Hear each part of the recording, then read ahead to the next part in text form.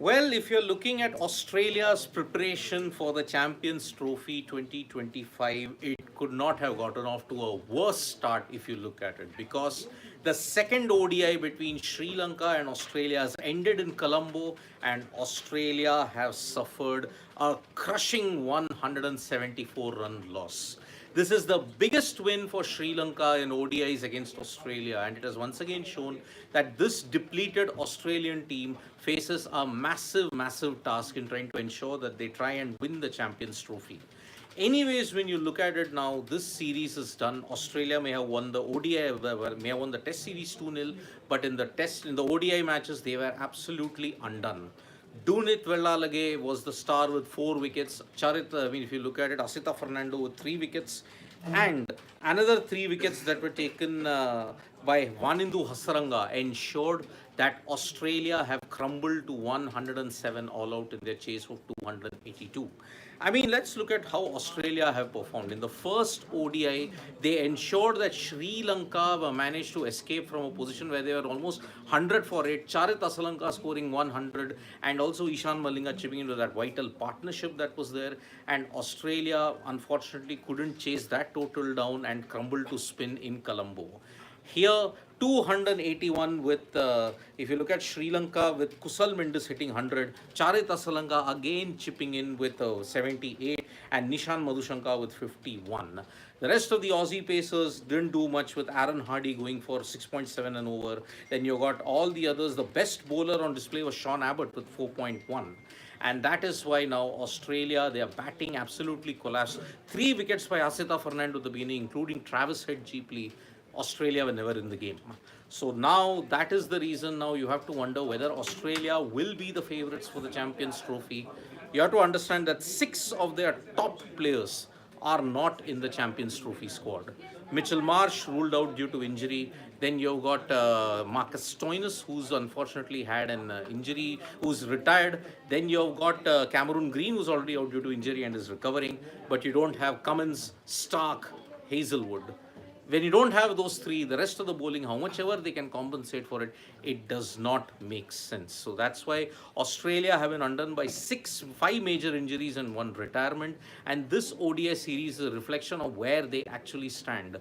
Australia haven't won a Champions Trophy game for over 5,600 days. I mean, the last time they won was in 2009. They didn't win a single game in 2013. They didn't win a single game in 2017. They have now ensured that they head into 2025 with very little confidence in their ODI setup. It's anyway been a mixed bag ODI season for the for the World Cup champions. Remember, when they played against Pakistan, they lost 2-1. They did beat the West Indies. But then here against Sri Lanka, they have been whitewashed 2-0. But they did win an ODI series in England. But that time, the entire A-level squad was there. So that is why Australia, their B team, what do we call it, the B team, the C team, they really haven't come up good against Sri Lanka. And that is why they will find out how, in a hard way, in the Champions Trophy that's going to begin for them. They anyway take on England, another team that is not riding high on confidence. But who knows? The flat decks that are there in Pakistan might actually get their batting back into form. But it is their bowling that is a concern, because in both the games, they could not bundle the tail out cheaply. And in one instance, it cost them. The first ODI was really woeful for them. Second ODI, unfortunately, they were not even in the game, with Kusal Mendis scoring his 5th century in ODIs. So it is a bad situation that Australia find themselves in. And that is why this 2-match series has ended. And now we only have one more match coming up, that is Pakistan versus New Zealand at the Tri-Series final. So whether they will do well there, that remains to be seen. So Australia's preparation is done. Now they are facing an uphill task to ensure that they do well in the Champions Trophy. I'd anyway not kept them as one of the prime contenders for the title, because they are lacking in some resources, plus the injuries that are there. This result only confirms that is there. Dex is saying, what if SL had batted second?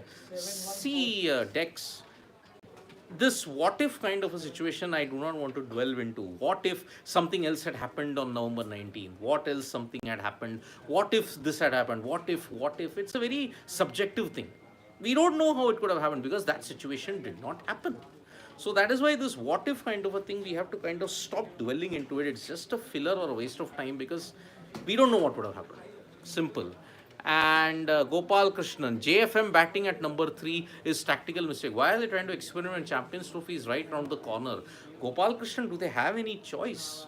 I don't know. They don't seem to be having any choice at this point in time because most of their key players are out. The batting, Manas Labuschagne is not in the scheme of things. So that's why his poor form might probably contribute to that. And that's the same Rahul Dravid is like, why Marnus is not playing? South Africa and Afghanistan have a good chance to qualify from the group as it's now. Yeah, that is there. We had anyway picked Afghanistan as one of the teams that will do well on the Champions Trophy debut. So, Mr. Dr. Dave Walker is saying, is this Oz B or C team? I think they're a C team at this point, Dave Walker, because they don't have 6 of their top guys, and any team that doesn't have 6 of their top guys will struggle. At least India has some kind of a backup in that sense, but Australia doesn't seem to be having it. Robotics for like Oz B plus Cummins and Stark equals Australia A. Maybe, but we don't know. This current Australian team doesn't inspire that much of confidence when it comes to the ODIs. Sunny Wayne is saying Australia batters will be in form in CT because the Pakistan pitches are good for batting. That's what we are assuming. Maybe teams like England and Australia will want to come to Pakistan to get their form back with the bat because the pitches there will be very, very good. It's going to be day-nighters, most of them, and that is why with the dew coming in, chasing also could become easier. So that is the way we're looking at it. So yes, only one ODI is currently remaining, that is Pakistan versus New Zealand. The current situation there is that Pakistan are batting first. They have made a decentish start. So let's see, Rahul Dravid is again saying, seems our group is tougher now, considering poor form of Oz and Ing. Yeah, seems to be, but see, the Champions Trophy is a lottery, Rahul Dravid. Let's make no mistake about it. There will be it will be a lottery kind of, so whoever wins 2 games is through. So Shauri Hollas, Dubai pitch good for batting. Yes, it's a typical ODI wicket. You may not see 350, 400, but yeah, 280, 290 is often scored there. Daniel Matthew, Australia always lose so bad before winning a World Cup. But that's a World Cup. It won't happen every single time, Daniel Matthew. It won't happen. So, yes, Australia not heading into the Champions Trophy high on confidence. They haven't won for close to 16 years. So, will it continue? Seems to be the likely case, but let's see how it pans out. Australia's opening Champions Trophy game is against England, but they face tougher contests against Afghanistan and also against South Africa also. But even South Africa's form isn't looking all that great. So thank you so much, folks, for joining us for this video. Subscribe to Sports Today for all the latest news and analysis.